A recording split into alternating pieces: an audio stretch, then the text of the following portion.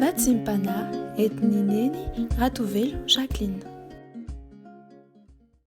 Tsy maika isy voninahitra va ny fanompona omban'ny fanahy. Amen. Ivavaka isika tompo. Makasitraka mankapela indrindra anao ry Andriamanitra tomponay sy mpanjakanay, noho ny fitiavanao sy ny famindramponao aminay isanandro, ka mbola nahatratraranay indray izao maraina vaovao izay nivelarinao eto natrehanay izao. Saotra indrindra Jesosy satria na dia tsy maintsy nolalovanay azy ny alina alim-pahafatesana iny, dia tsy navelanao resy ny herin'ny aizina izany izahay, narovanao koa tamin'ny aretina sy ny fahafatesana tampoka, ary dia mbola navelanao indray isitraka izao fahazavana lehibe izao, mbola afaka mifoka rivotra madio ihany koa, ary mbola notafianao hery tanjaka fahasalamana. Izany rehetrarehetra izany anie Jesosy no iankofanay eto ambany fahasoavanao, mba hiarahabanao, hisaotranao, hidera sankalaza ary hanome voninahitra ambony indrindra ho anao, satria mendrika anao avokoa izany rehetrarehetra izany, ary satria tsy voavidinay vola aman-karena ihany koa izany fahasoavana be dehibe nomenao anay izany tompo malala. Makasitraka indrindra Jesosy satria Andriamanitra mpamela heloka anao koa dia mino izahay fa naika amela ny helokay rehetra ianao, anasanay, anadio anay amin'ilay raha soanao izay nalatsaka teo ambony hazo fijaliana tao Kalvari, anala ny otanay sy ny tsy fahatanteranay rehetra, mba ahafahanay miatrika ny voninahitra ao, ahafahanay miomby-bavaka miaraka aminao eto ankehitriny, ary koa ahafahanay mandre ny teny aminao, hananatra sy hanintsy ny lalan'ny disonay. Koa ambavy alao Jesosy malala ny fanahy masinao hitoetra sy asa malalaka ao anatinay, anazava ny foamam-panahinay, anampy anay koa handray tsara sy hitahiry ny teninao amponay, mba ho ampiaranay eo amin'ny andavanandrom-piainanay, ary koa ampaherezinay manodidina anay.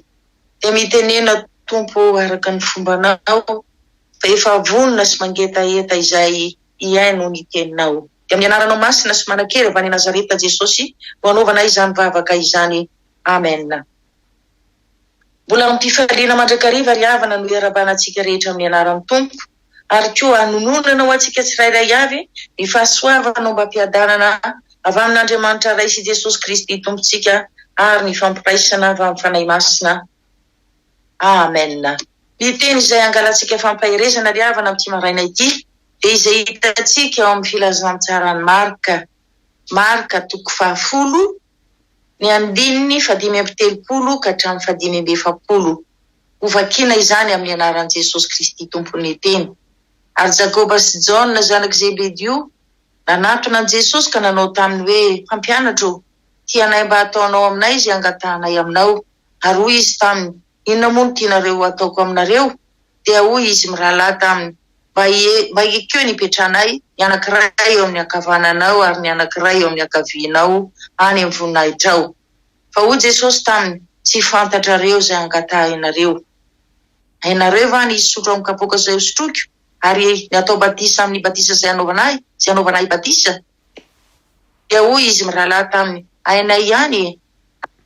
Hoy Jesosy taminy, raha ny kapoaka izay sotroko dia sotronareo ihany, ary ny batisa izay anaovanay batisa dia anaovana anareo ihany. Fa ny hipetraka eo amin'ny tanakavanana, na eo amin'ny tanako ankavanana, na eo amin'ny tanako ankavia kosa, dia tsy hainy hanome izany, fa izay nanamboarana izany no omena. Ary noho nandray izany izy folahy dia tesitra noho nataon'i Jakoba sy Jaona izy. Fa Jesosy ny antso azy hanantona azy ka nanao taminy hoe, fantatrareo fa izay eken'ny jentilisa ho mpanapaka dia mampanompo azy, ary ny lehibe dia mifehy azy. Fa tsy mba toy izany aminareo, fa na iza ho te ho lehibe aminareo dia ho mpanompo anareo izy, ary na iza no te ho ambony aminareo dia ho mpanompo rehetra. Fa ny zanak'olona tsy tonga mba ho tompoina, fa mba hanompo ka hanolotra ny ainy ho avitra isolony maro. Amen. Izany andinin-tsoratra masina izany indray ry havana no angalantsika fampaherezana amin'ity maraina vaovao ity. Raha andeha hiakatra ho an Jerosalema tokoa mantsy Jesosy sy ny mpianany ry havana, dia fantatra Jesosy tsara tokoa tany amin'ny tany fa io ny lalana hitondra azy any amin'ny hazo fijaliana, satria ao Jerosalema tokoa mantsy no hisamborana azy. Ary hiteny an-dalana teny no nilazany Jesosy Kristy tamin'ny mpianany, izay zavatra tsy maintsy hanjo azy, atolotra ho an'ireo lohan'ny mpisorona sy ny mpanao-dalàna izy hoe lohina sy ampahoriana ary kapohina ho faty koa, kanefa hitsangana amin'ny maty rehefa afaka atelona, izany hoe hiakatra ho any an-danitra ka hipetraka eo amin'ilay toeram-boninahitra efa lomaniny rainy ho azy.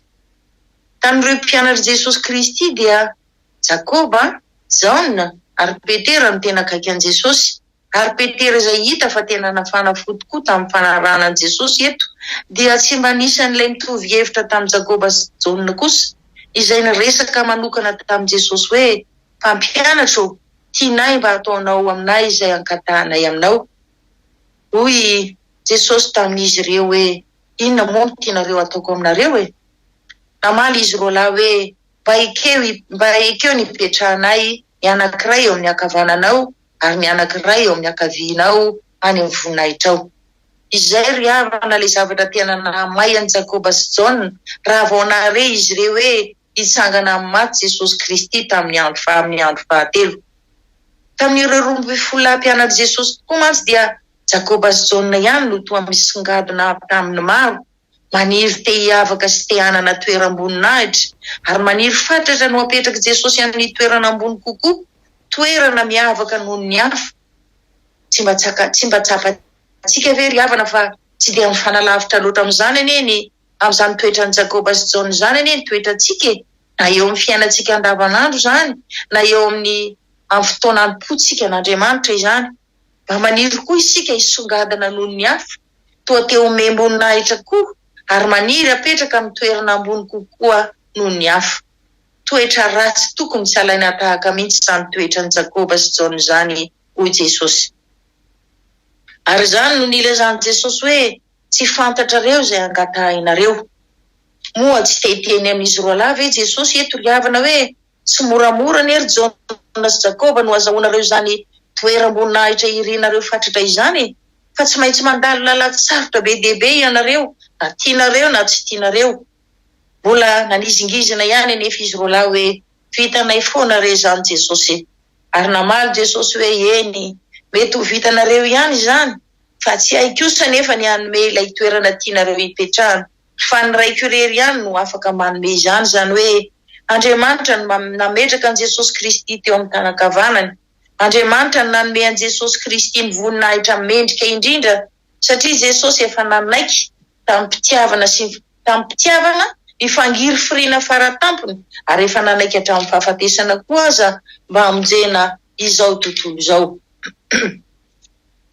Teo anatrehan'izany zavatra nangatahan'i Jakoba sy Jaona tamin'i Jesosy Kristy izany dia hita fa tezitra ireo mpianatra sasany satria tsapan'izy ireo ny zavatra tiany hatongavana dia ny ho lehibe sy ho ambony kokoa noho ny sasany, mba hahafahan'izy ireo hife sy baiko ny namany rehefa tsy maintsy handeha Jesosy. Tamin'izany fotoan'izany tokoa Jesosy ry havana no nampianatra fahamarinana lehibe, izay tia no fantatry ny mpianatra rehetra mihitsy manao hoe izay nekeny jentilisa ho mpanapaka dia mampanompo azy ary ny lehibe no mife azy. Zavatra misy eto amin'izao tontolo izao tokoa mantsy izany hoe ny lehibe no manapaka sy mife, ny tompo no mampanompo ireo izay ambany rehetra ary mampanao azy ny zavatra rehetra ka dia tsy afaka mandaa mihitsy ireo ambany. Ny ambony no manao fananarotana maro satria manam-pahefana ka manao izay tiany atao rehetra ihany koa. Fa tsy mba toy izany ny aminareo mpianatra ho Jesosy malala, fa na iza no te ho lehibe sy ho ambony ao aminareo dia ho mpanompo ho anareo rehetra izy. Izany hoe ny fampianarana nataon'i Jesosy Kristy dia tena fampianarana hafa mihitsy, mifanohitra amin'ny fiainan'izao tontolo izao, ary dia gaga tokoa ny mpianatra satria lasa ny tompondray izany no manompo eto. Ary izany dia ary Jesosy Kristy dia efa nanao ohatra tamin'izany mihitsy tamin'izy nananasa ny tongotry ny mpianatra ka nitenenanao amin'ny Jaona 7:10, 9:4 sy 5:10 manao hoe izao antsonareo hoe tompo, ary izany tokoa aho, koa raha izao tompo no nanasa ny tongotrareo, ianareo kosa tokony fanasa tongotra. Fianarana no omeko anareo hanaovanareo araka izay nataoko taminareo.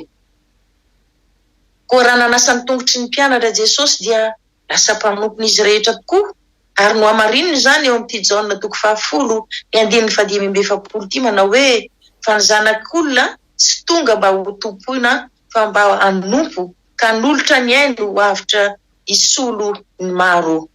Raha izany ary izany no vitan' Jesosy Kristy tety an-tany, isika koa ve raha tena mpianany marina tsy tokony mba handeha amin'izany lalana rehetra nandehanany izany, satria ny zavatra rehetra nataony dia nataony ho fampianarana ho antsika mpanaradia azy rehetra. Jesosy Kristy ry havana raha nanana toetra tia manompo fa tsy tompoana, dia satria izy nanana ny fanahy ny fanompoana tao anatiny. Ary isika rehetra koa dia tena tian'Andriamanitra hanana izany fanahy tia manompo izany ao anatintsika. Inona moa izany ny asan'ilay fanahy ny fanompoana izany? Ny fanahy ny fanompoana ry havana dia mametraka ny hafa ho ambony sy sarobidy tanteraka noho ny tenany.